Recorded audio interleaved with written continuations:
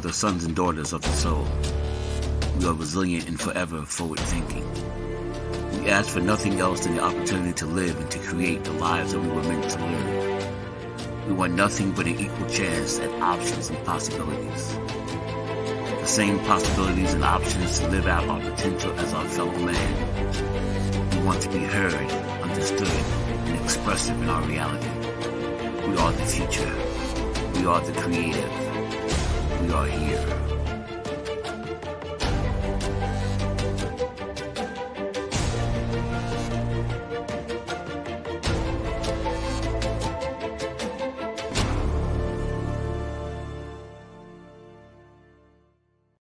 World Financial Group offers entrepreneurs from all backgrounds the opportunity to start their own business on a level playing field.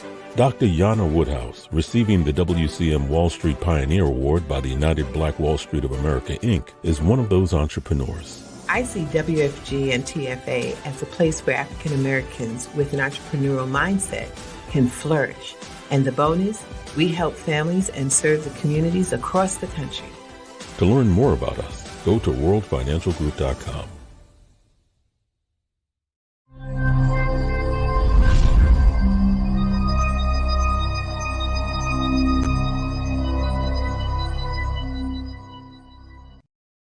Hello, and welcome once again to another fantastic Tuesday. My name is Tyrone Glover, and I am your Dress Down CEO of Leverage Credit Recovery, welcoming you to Leverage Your Score, where we help you get to that next level financially, emotionally, spiritually, when it comes to your resources. How do we make sure that we as a African-American community, a community of color, how do we make time for our for our finances, for our money? And I said funny because it's kind of funny that we're not taking that time, we're not putting in that energy, that effort to make sure that our day-to-day is going to be A-okay.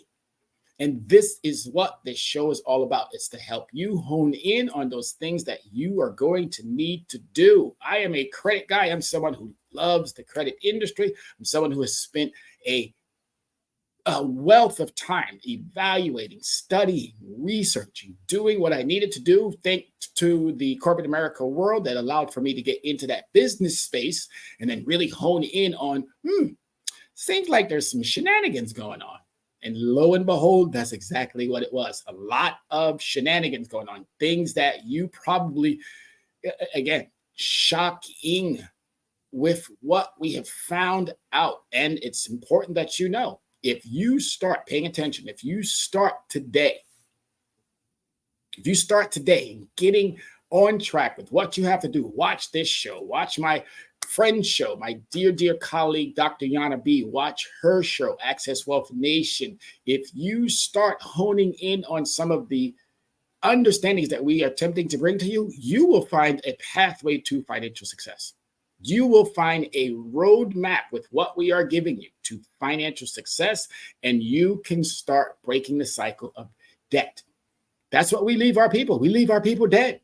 We do not, and it's been quite some time that we have focused on creating generational wealth, and we need to get back to that understanding. If you did not watch last week's show where I was on Access Wealth Nation, go back. If you are on Soul City, if you get the opportunity to go to Facebook, if you get the opportunity to go to YouTube, go to Soul City Network and watch that show from last week. Great information, great content, honing in on some of these fantastic, again, gold nuggets, little pieces that will help you start to establish what you need to establish when it comes to your money. When it comes to your money, money works for you. You work for a wage or a compensation. And we have to start correcting the narrative about what really is going on in our community. All right, so that before we get started, obviously, I always tell everybody, go ahead and pick up that device, do us a solid, and make sure that you send out a couple of invites to individuals that you know would or could benefit from these shows. Send them out because I did my due diligence. Everybody else, go ahead, just take a minute and go ahead and put in there. join in the conversation. Join in the conversation, because that's what this is. It's a conversation that's honing in on making sure that you have what you need. And today's topic, what we're going to be discussing today, is our recovery hinders on our current activity. So our future recovery hangs on our current actions.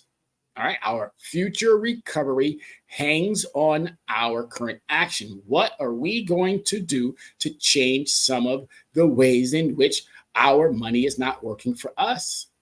If we get smarter, if we get wiser, if we get savvier, if we start doing what we need to be doing, guess what's going to happen, folks? You're going to start reaping the benefits. You're going to start seeing the rewards. You're going to start understanding it takes a lot of you. You getting out of your way, you understanding what you have to do, because if you start doing it, guess what's going to happen? The benefits are going to be there. The opportunities are going to be there. We're allowing way too much to happen in our life.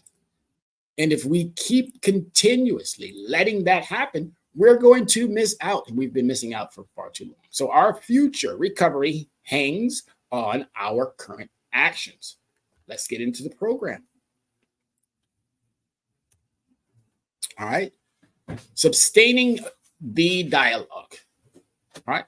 Sustaining the dialogue. Black History Month. As we wrap up this Black History Month, it's great to be able to do what I do, which is really talk to our people and make sure that our people understand these are the things that we are going to have to do. There's no getting around it.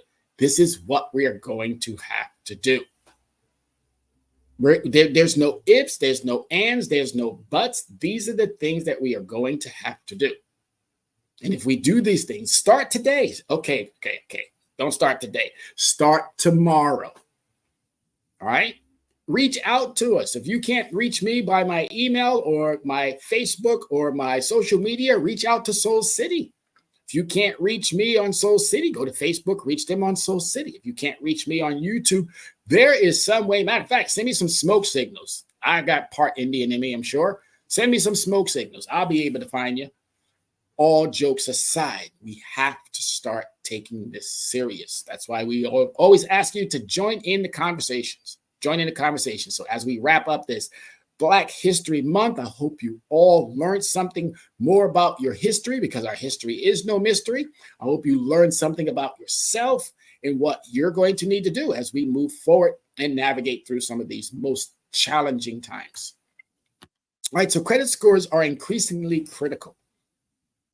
All right, and it's vital that they are not obscured, as doing so could result in financial losses. It's really important to understand your credit score. What is it? How does it work? How does it apply to your day-to-day? What do you have to do to make sure that your credit score is A1? There are a lot of factors in that credit score that could prevent you from the potential of having a home, the potential of having a good job, a stable job, the potential of getting a loan, getting a car. There is so much tied to that credit. It is almost unbelievable, but that's just one step.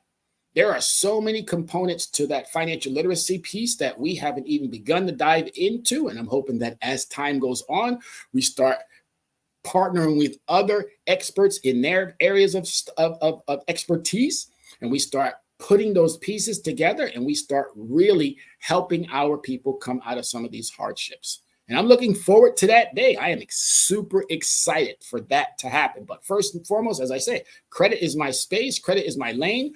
That's the place that I believe that I was determined to learn as much as I possibly could. And not only did I learn as much as my brain could allow, I'm now doing exactly as I was chosen to do. Yes, I was chosen. I was designed specifically for this time in our history to literally get out there and hone in on some of the absolute understandings of what we're going to have to do as we move forward to recover from some of these hardships. And trust me when I tell you, it's not that challenging. It's not that hard. It's actually pretty easy. And the biggest thing that we have to do is understand the elements that might be holding us down. And as I say it all the time, 10% of what's holding us down is us. 90% of your mishaps, believe it or not, have nothing to do with you, the individual. It has more to do with the systemic and the historical issues that have been set in play to keep, and it's sad to have to use these numbers, 60 to 70% of the U.S. population and primarily marginalized communities, individuals of color, in financial harm's way.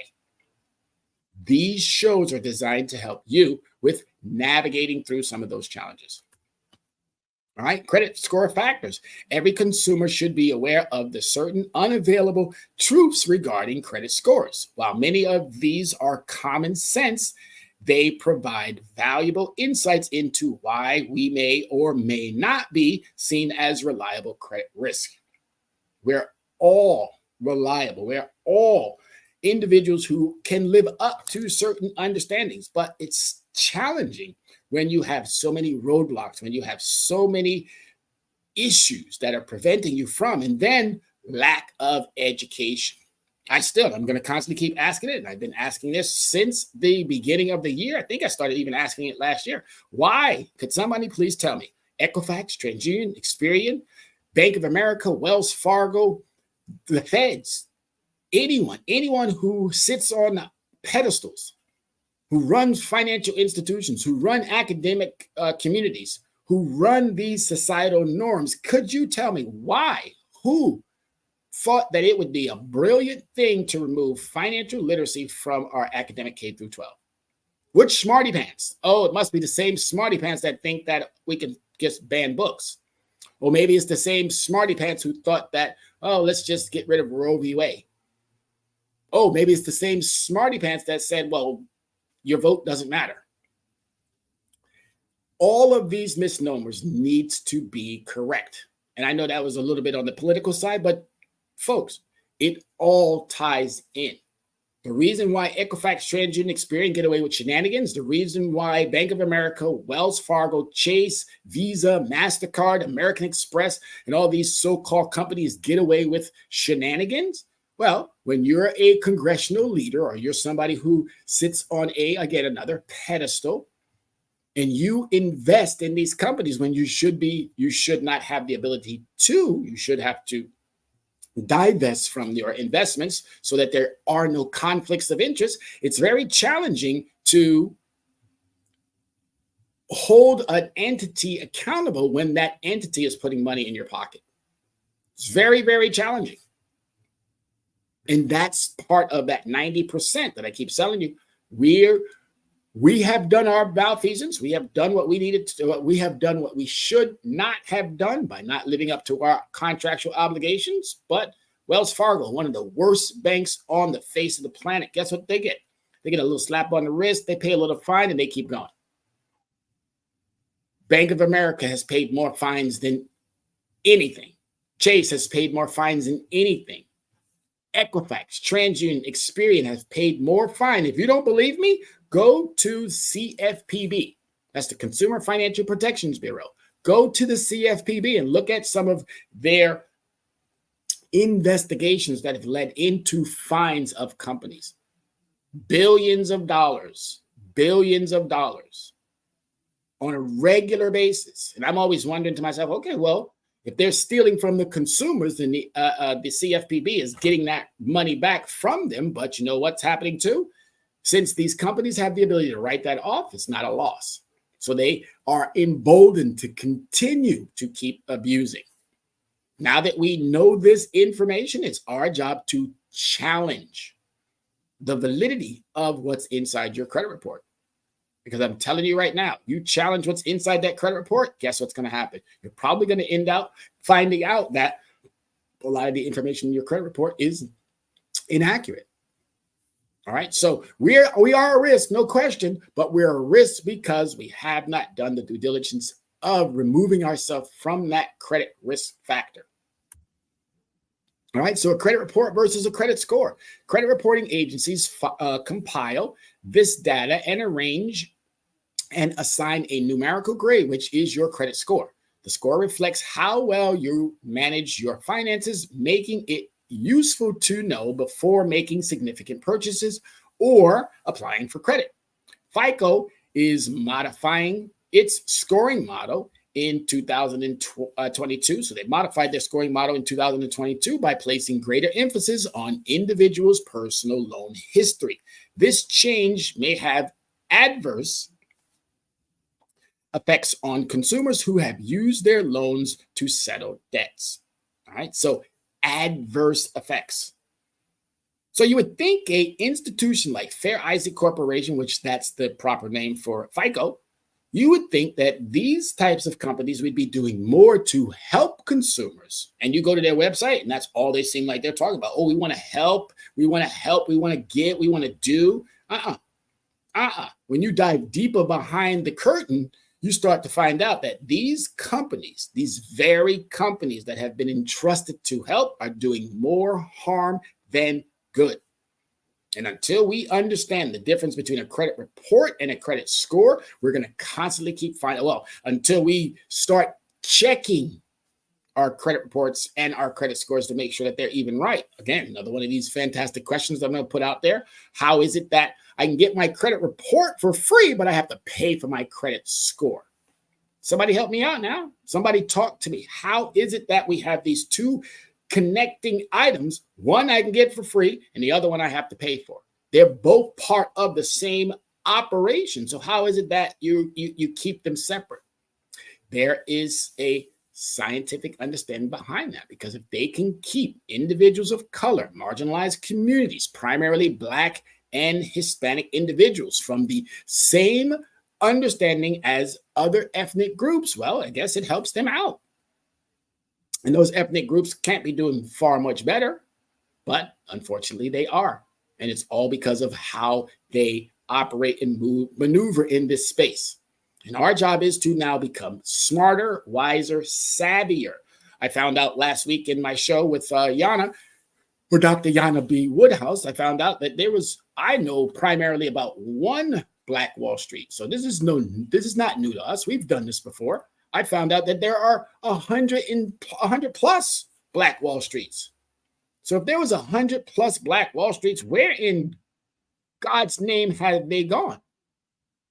And it would be nice to, and I'm planning on doing this. This is something that I have made my priority over the summer months, to make sure that I find out where and how come these Black Wall Streets are no longer in existence. And if they are, what are they doing to help individuals or marginalized communities? We really have to hone in on these particular items. Financial stability should not be something that we have to hope and wish for. It should be an understanding that is always there. All right. Credit reports and credit scores are distinct yet intimately related. A credit report is a comprehensive report of your activities that influence your credit worthiness, encompassing everything from bill payments to loan applications to divorce proceedings. All right. All of this is tied into it. It's a overall look of how worthy you are when it comes to living up to your contractual obligations. And if you do that properly, if you do that with the understanding that we all know that we should be doing, which is living up to our contractual relationships, then we'll probably end up on the better side of what credit should be giving us. But unfortunately, when you remove something from the pre-K through 12, and also, this is another thing that startled me too, is that even in college, so I'm reaching out to your academic facilities, colleges, how is it that you yourself have not made it a requirement that your higher education individuals leaving high school and those who have been out of high school who decided to go back to college to get those degrees, how is it that these entities have also equally fallen short when it comes to financial literacy, the understanding of how your money works? And another one, bosses and employers. How is it that you want workers, but you won't teach them or educate them or make sure that they understand how their income is supposed to work for them? You're too busy making sure that when they get that paycheck, you've given them 10% so they can turn right around and give you back almost everything. We have to do better, folks. We have to get out of our way, and we have to start diving into this real simple understanding of ownership first and foremost, and then making sure that everything within that credit report is 100% you. Because if it's not you, and I've checked my name, I found a couple of errors that were not me. They were somebody else. When I first even came back to the States, there was so much stuff. I came back to the States because I lived in Germany for 13 years. When I came back to the States, looked at my credit report, and I was like, oh my God. The stuff that was on there, I'm living in Europe. So how am I doing anything here in the United States? And it was a shocker. And that was the main reason what made me dive further into the study of credit. And what I uncovered, shocking. And today it's still even shocking because as we get smarter and wiser, guess who moves the goalposts? Equifax, TransUnion, Experian, banks, financial institutions, creditors, the collection agencies, and sad to have to say, judges as well as lawyers. Yes, they're in on it as well.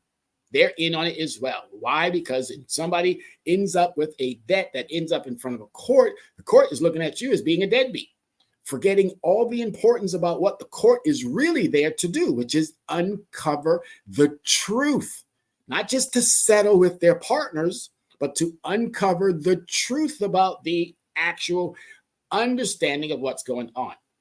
But no, there's a lot of malfeasance going on within the courts and lawyers with collection companies as well. It's pretty sad. It's pretty disturbing. So that's why, again, that's another one of the reasons why I do what I do. All right. So some factors that you need to pay attention to when you are addressing your credit. All right. Credit scores are determined by numerous factors. All right. So there are a couple of them here that I'm going to highlight for you. And hopefully, again, you will jot this down. You will make sure that you understand these factors and then go out and start doing it. Payment history. All right. It accounts for 35% of your score and reflects your bill payment history. The rule of thumb is simple. Pay on time. No ifs, ands, buts about it. Pay on time. Pay on time. Pay on time. That's number one rule. Number two, credit utilization. All right. This makes up 30% of your score, indicating the portion of your available credit that you utilize. So 30%. If I maxed it out, meaning I brought it all the way up here, that means I have to bring it back down 30%. So that means that I'm freeing up 70% of my credit.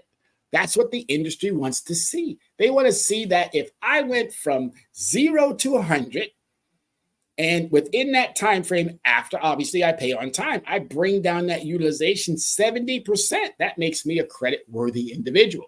It doesn't say pay it to 0, and there's a strategy behind that as well. If I borrow money, and I know that that money is attached to interest, and I pay all of it back, that means the lender is not making any money off of me. So that means the lender is not going to be too happy either.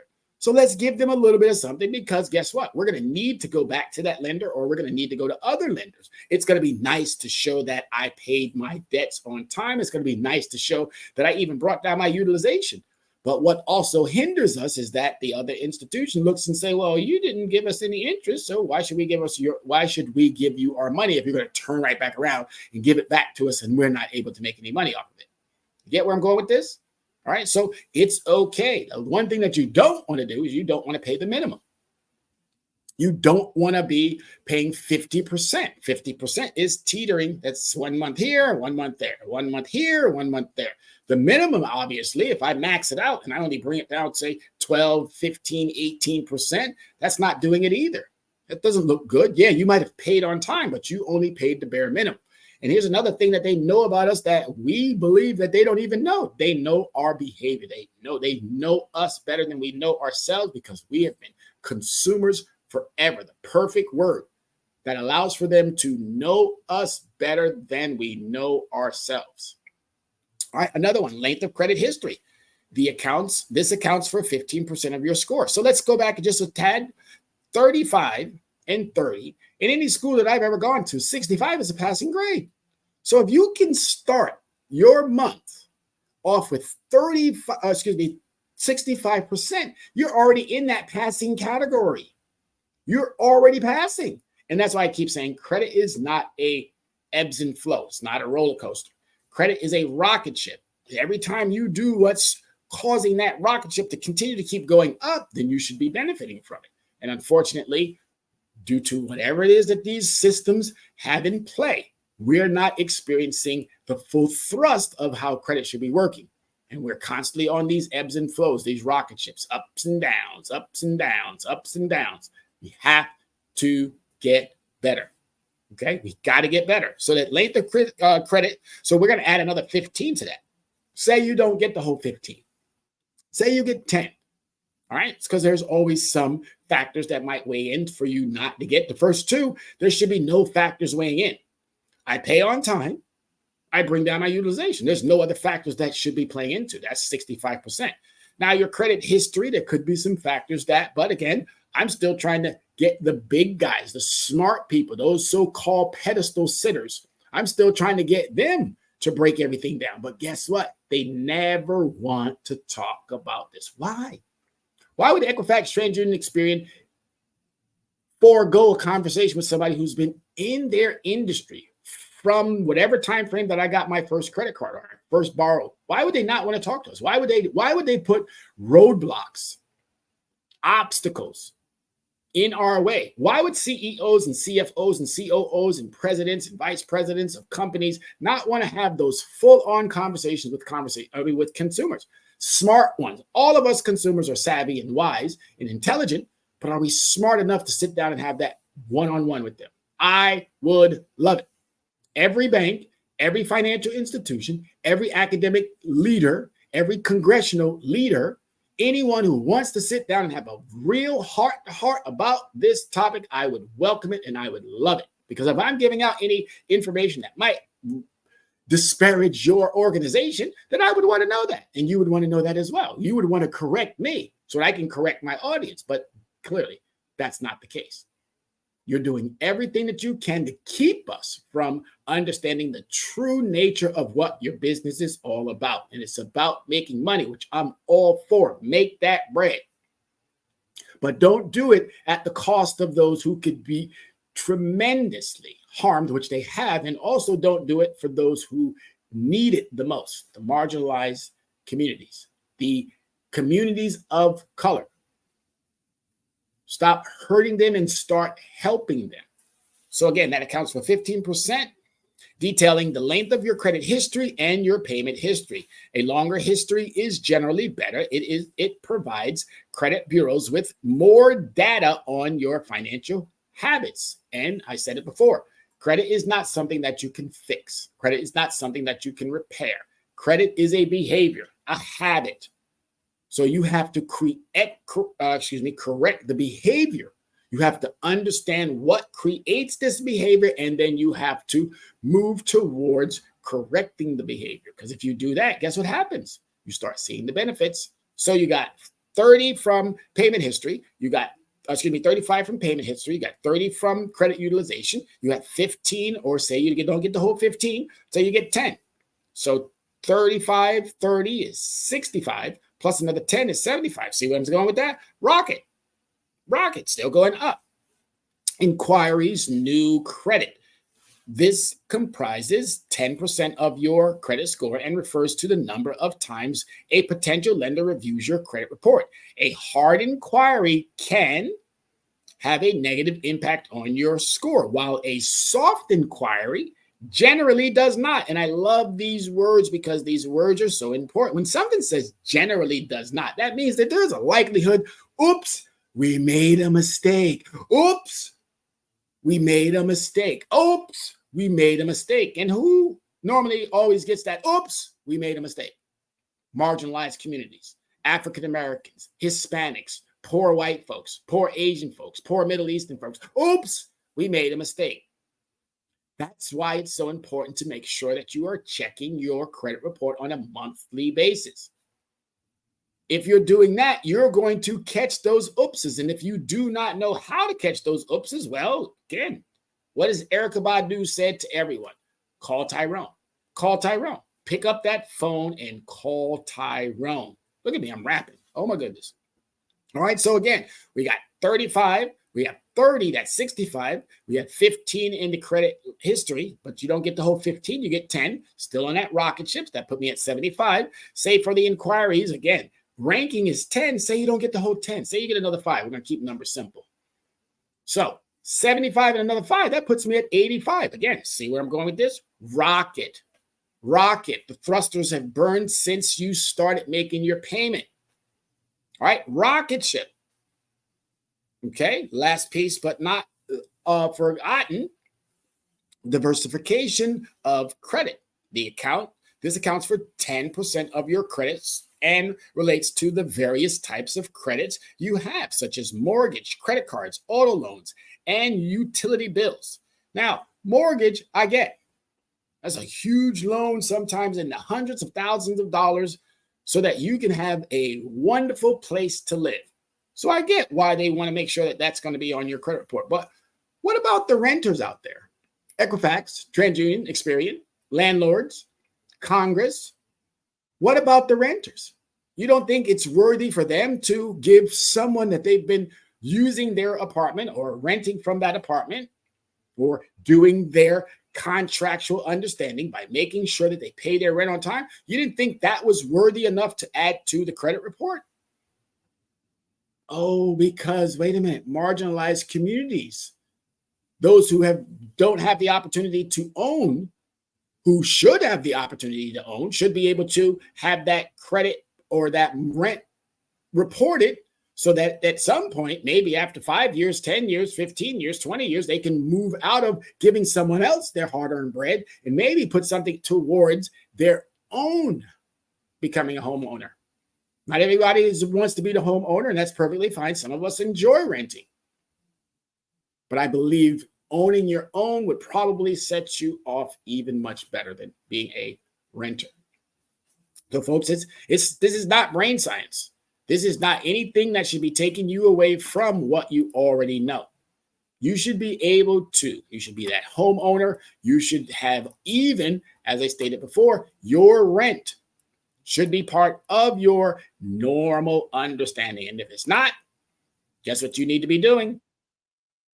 You need to be making sure that everything is going accordingly. If it's not going accordingly, guess what? You have to pick up that phone, call someone who can help you out, help you navigate through some of the complexities, because it's really not that challenging. All right, so 35, 30, 65. Add another 5 to that, add another 10 to that, that's 75. Add another 5 for your credit inquiries, that's another 75, 80. Do that again, 35 and 30, that's 65. Add another 10, that's 75. Add another 5, that's 80. And for this last diversification of credit, add another 5, because again, 3 of those areas, they're going to play around a little bit, all right? And they play around in all of those areas. But there should be nothing to play around with when it comes to payment history. Did you or did you not pay it on time? Yes, you did, 35 points. What are the factors? And there's another chart out there that has multiple factors, even in some of the most simplest areas where you would think there would be no other factors. Utilization. Did you pay on time? Did you bring it down to that reasonable or that understanding amount? Well, there's no other factors that need to be weighed in there, but they do.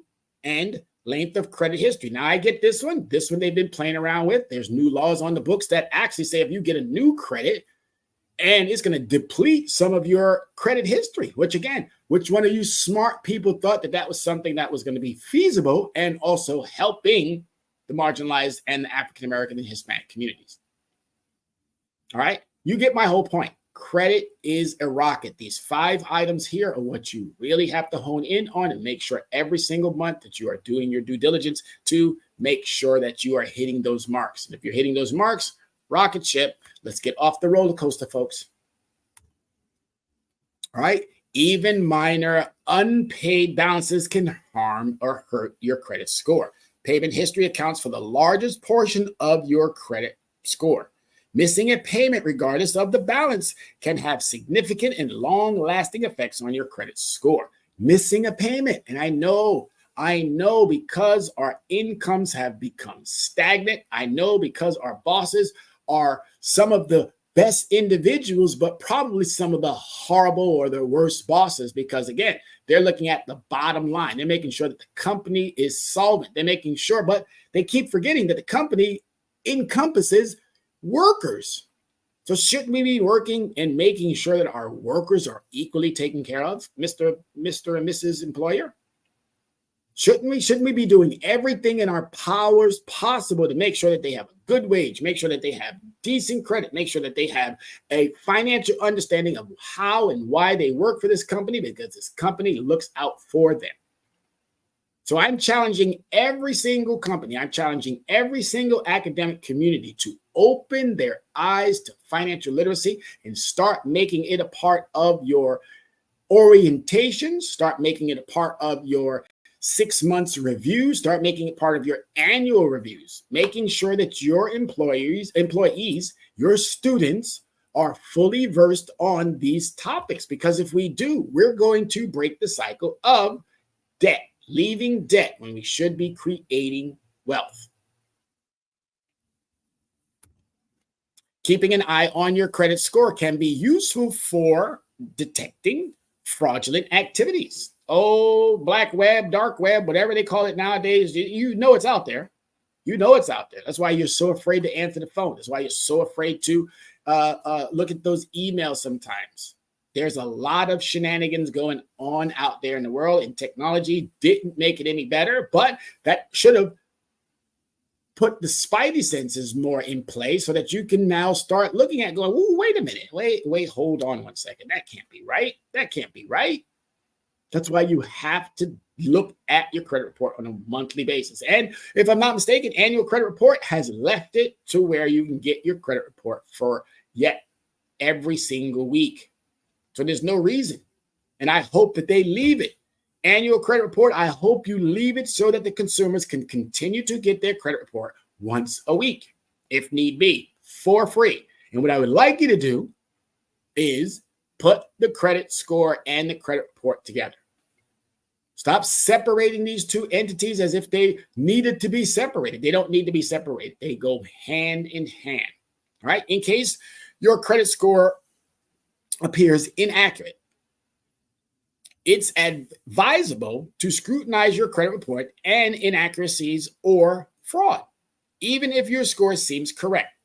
Periodically, reviewing your transaction history is a wise move. The Federal Trade Commission, FTC, warns that 1 in 5 Americans has an error in their credit report. Okay. All right. So the FTC, the Federal Trade Commission, has put it out there. 1 in 5 individuals. Now, that might not seem like a lot of people, but again, we're 340, 350, again, depending on whom and where you get your information, million people. That's quite a few people. Okay. That's quite a few people. And guess whom those 1 in 5 may be? Again, African Americans, women, individuals over 18, my apologies. Males, African Americans of all ethnic groups.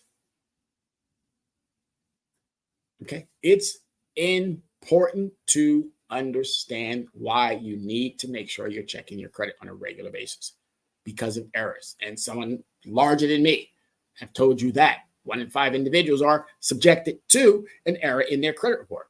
While a simple error in one thing, being a victim of identity theft, necessarily immediate awareness of any fraud accounts. The dark web, all of these so-called things that are happening, you don't know about it because what are we not doing? We're not checking our credit reports. And we need to get better at those types of understandings. Checking our credit report is something that you should do on a regular basis. Okay. Just like you check that battery level, just like you check that gas level, battery level on that phone, gas level in that car, tire pressure on those tires, clock when it's time to go home, clock when it's time to clock in, lunch hour. I mean, we check so many things, blood pressure, monitoring whatever it is that we monitor. We check these things on a religious basis, but when it comes to our finances, the one thing that can keep us solvent, we choose not to check it. So I'm asking you all again, Do your due diligence. If Equifax, TransUnion, Experian, the regulators, the legislators, if they're not going to do it for you, do it yourself. If they're not going to put systems in play that automatic, which again, we got the internet, we got AI, we got algorithm, we got all these fancy things that can help the business. So maybe we need to make sure that that also is helping us equally as well. All right. So yes, it's free to check your credit score. Free. It is free to check your credit score. Consumers are entitled a free credit report annually from each of the credit reporting agencies. Now, that's if you go to the agencies, but there is an institution out there called annualcreditreport.com. Make sure you go to the right site because there are some ones out there that just says annual credit report. Again, be careful. Make sure you are at the right site. If you are unsure, call me. Pick up the phone. It's only 2 seconds. I told my students today, 20 to 30 minutes.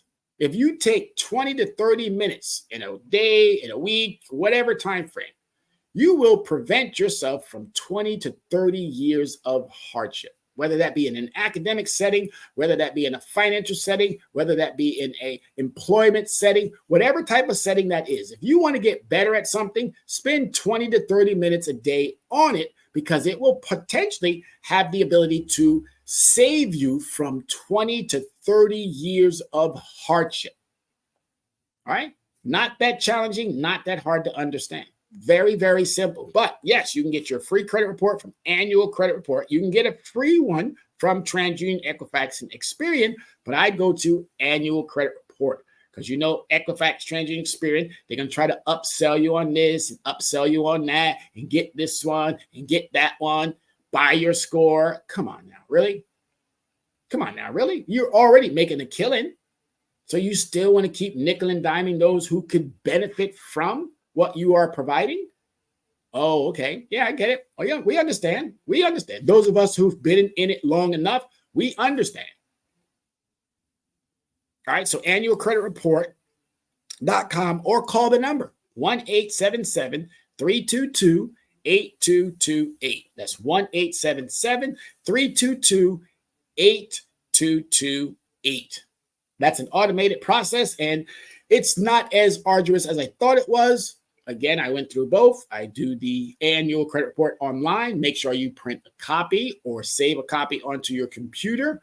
And it's easy to do. Nothing really challenging or hard to understand. But again, it's something that you should get comfortable with doing.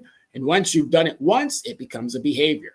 Once you've done it more than once, do it a couple of times. It'll become a behavior, become a routine. Put it into your daily, monthly operations of how you're going to run that household. You do that, guess what? You create the behavior. You create the habit that's going to allow for your credit to, again, rocket ship off the roller coaster. We want to be on that rocket ship. All right. Opening additional credit cards can impact your score. Diversifying your credit is advantageous, but opening an excessive number of credit cards can raise concerns. Each new card application results in a hard inquiry, which can lower your score. Retailers often entice consumers with discounts for opening a credit card, but it's essential to understand the implications on your credit score. If you do open a new card, it's wise to keep your old card active. Closing old credit cards reduces your credit history length, which can negatively impact your score. All right. So again, I just gave you a bit more on what this hard inquiry situation is, but also don't get crazy and just keep opening and opening and opening and opening and opening. You don't want to have excess credit cards. Allocate your cards to certain activities. And you'll probably find out that, oh my God, I'm able to get by with maybe, say, 5 credit cards. And there is a number that you should be focusing on. Single individuals should have anywhere from 5 to 8 credit products. All right, 5 to 8 credit products. A married or a couple should have at least 8 to 12 credit products. A nice balanced number so that you can manage it properly. You should be paying all your bills in 1 week, not like the old traditional understanding of, well, the bill cycle starts at the first of the month and it ends at the 30th of the month. No, you shouldn't be paying on the 1st, on the 9th, on the 18th, on the 27th. No, that's not how you should pay your bills. You should arrange it with your creditors that your bills need to be in one particular week. In that one particular week, you're going to knock everything out. You have to wait that 5 to 7 business days. Oh, you didn't know about that one, huh? Yes, you can't turn around, pay your bill, bring it down, do all of the things that's required of you, and then turn right back around the next day and go out and use that product again. No, you have to wait that 5 to 7 business days. Now, the 5 to 7 business days has still been a mystery to me because 5 to 7 business days is something that you have to mail and get the stamp, and it has to go to the post office and so forth and so on. It has to get to the location, and then the location has to open it up. Then it has to do whatever it needs to do to put into the system. Today, technology, instantaneously. So why are we still waiting 5 to 7 business days? Again, that's another question for Equifax, TransUnion, Experian, all of the creditors out there, CFPB. That's a question for you too. Why are we still waiting 5 to 7 business days? FTC, why are we still? I would consider that fraud. Why are we still waiting these obscene amounts of time when we have already met the contractual obligation by paying on time and bringing down the utilization? Why are we still waiting that time? But until they correct it, then consumers, guess what? We have to wait that 5 to 7 business days before you go back out and you use that credit product. All right. I have a short video here. Let's go ahead and tap into this and see what these young ladies have to say.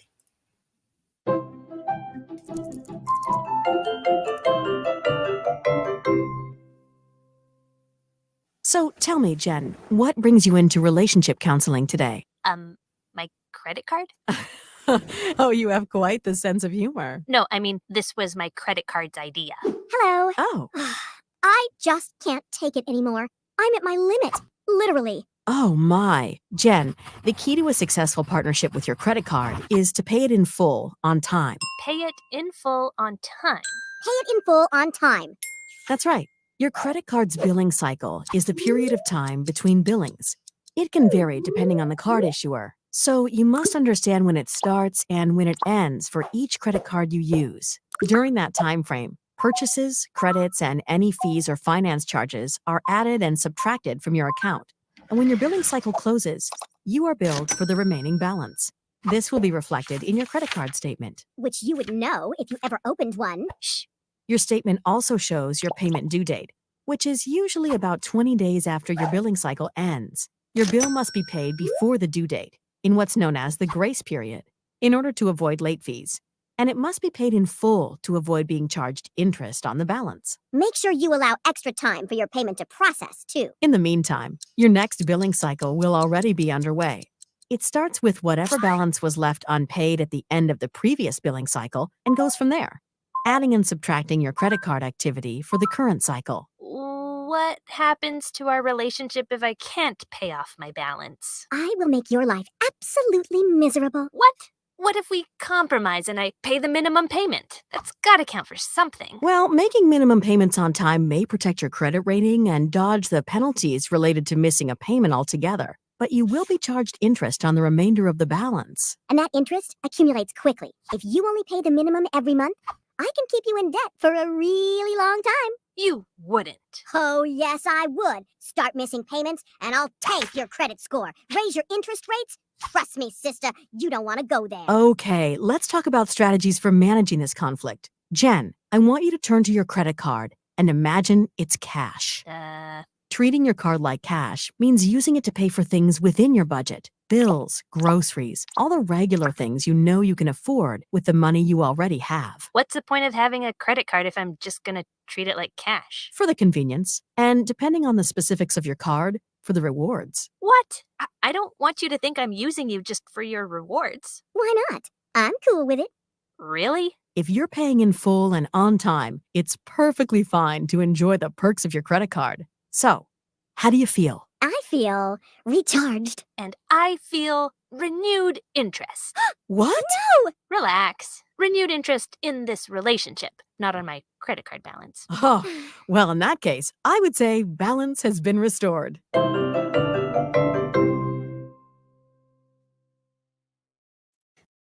All right. I hope you walked away with something. Thank you, CUA, for this outstanding rendition of how we should be managing and talking to our credit cards. Okay.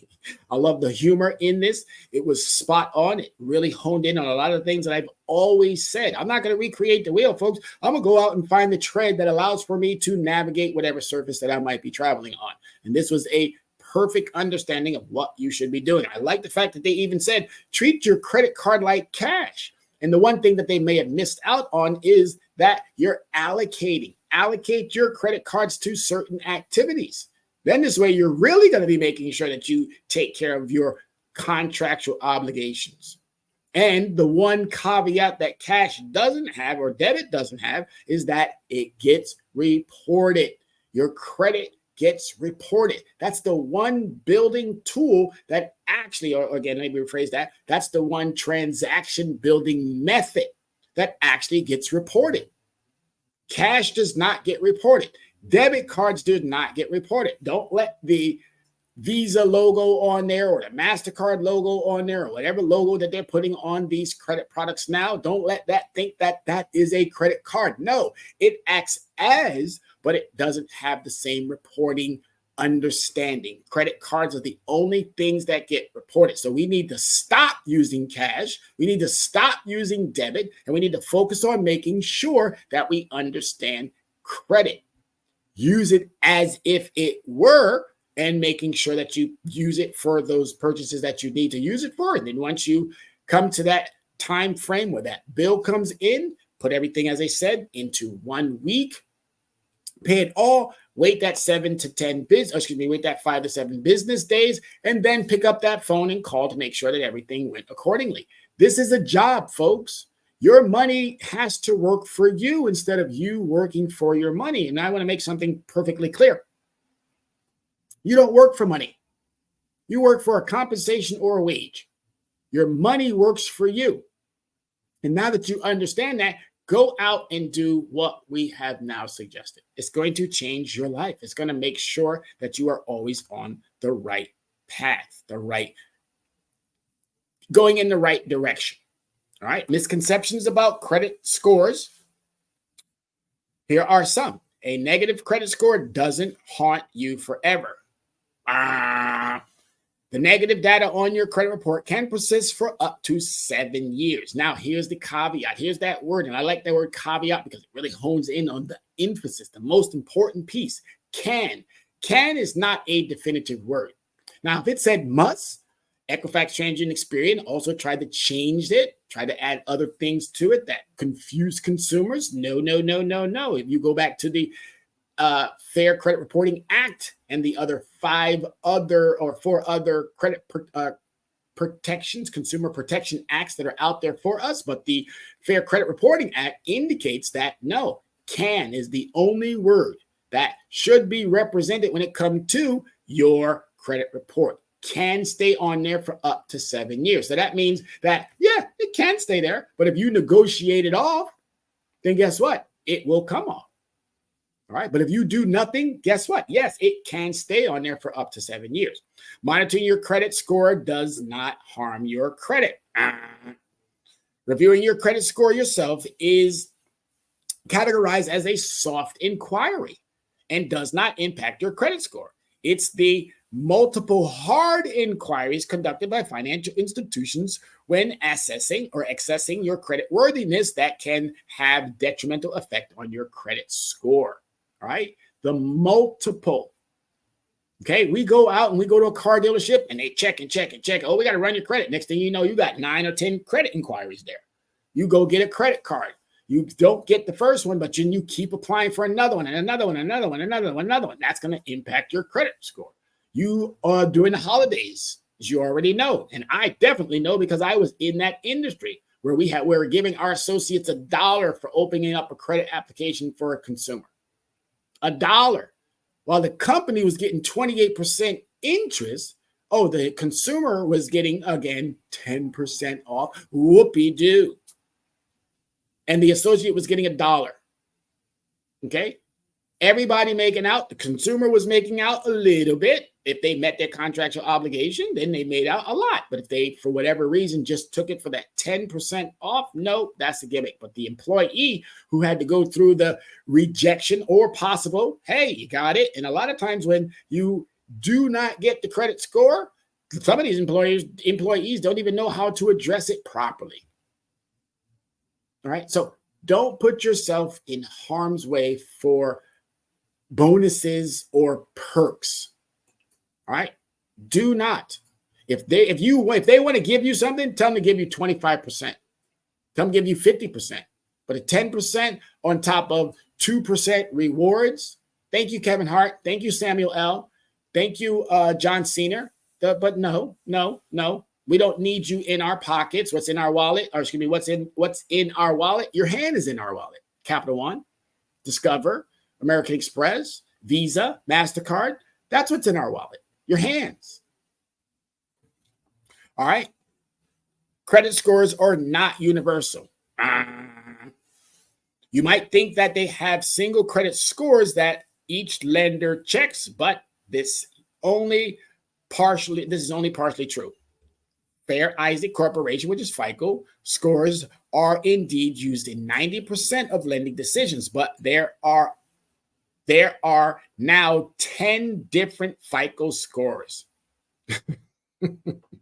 I got to laugh at that because it's so funny. 10. Imagine taking one test and you had 10 people grading it. Now, I guess that would be good, but imagine if they all came up with different results. Again, makes you wonder who was with the smart people sitting on these pedestals. What were they thinking?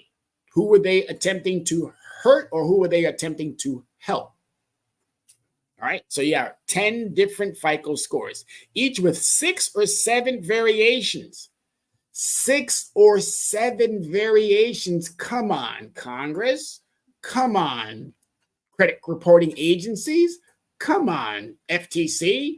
Come on, CFPB. Come on, Bank of America, Wells Fargo, Chase. Come on, Discover, American Express, MasterCard. Come on, really? 6 to 7 variations on 10 different items? Really?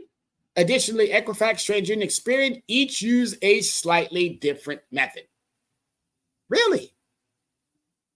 For one consumer, we got all of these shenanigans going on for one consumer. And you're doing that to millions of individuals. Oh, yeah, I wouldn't want to check my credit report either because all this work that I'm going to have to do. But guess what, ladies and gentlemen? You do it once, you make it a behavior.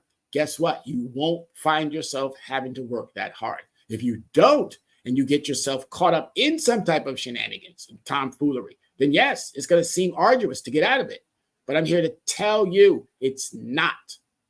All you have to do is have a reliable partner who's all about your success.